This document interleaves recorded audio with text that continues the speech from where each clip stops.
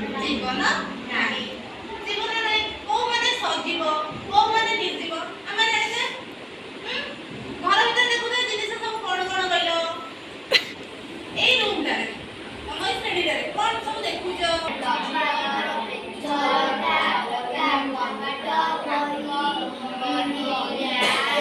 ତାଙ୍କର ସବୁ ଜୀବନ ଅଛି? ତାଙ୍କର ଜୀବନ ନାହିଁ। ଘର ବାହାରେ ସବୁ କଣ କଣ ଦେଖୁଛ?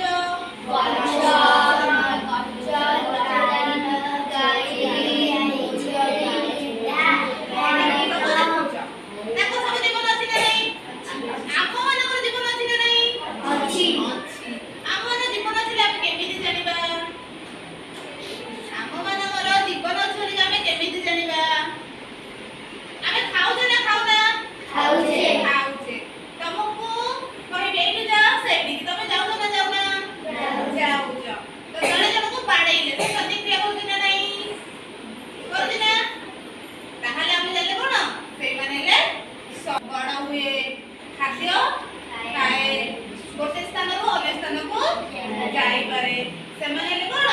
ସଜୀବ। ନିର୍ଜୀବ କୋଉମାନେ?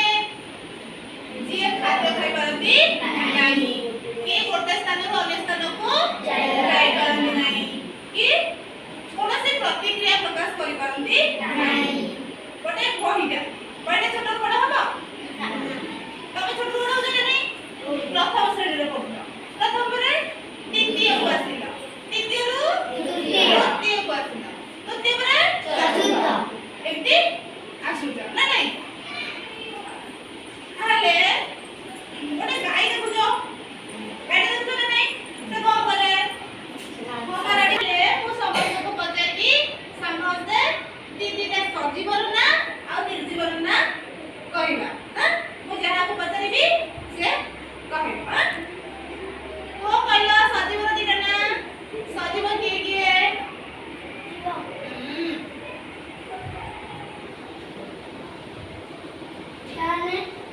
ସଜୀବ କିଏ? ଗାଈ ଗୋଟେ ସଜୀବ। ଆଉ ଗୋଟେ ତମେ କହିଲ? ଛେଳି। ଆଉ ଗୋଟେ ନିର୍ଜୀବ ନା କହିଲ? ଆଉ ଗୋଟେ ଆରେ ଏମାନେ ସବୁ କଣ? ଗଛ ଗୋଟେ ସଜୀବ। ଗଛ ଗୋଟେ ସଜୀବ। ସେ ଛୋଟରୁ ବଡ଼ ହଉଛି ନା ନାହିଁ? ତାକୁ ପାଣି ଦଉଛ, ସେ ପାଣି ପିଉଛି, ତାପରେ ଧୀରେ ଧୀରେ ସେ କଣ ହଉଛି? ବଡ଼ ହଉଛି, ଫଳ ଦଉଛି, ଦଉନି? ତାହେଲେ ସଜୀବ କିଏ କିଏ କହିଲ? ନିର୍ଜୀବ କିଏ ଜାଣିଲ?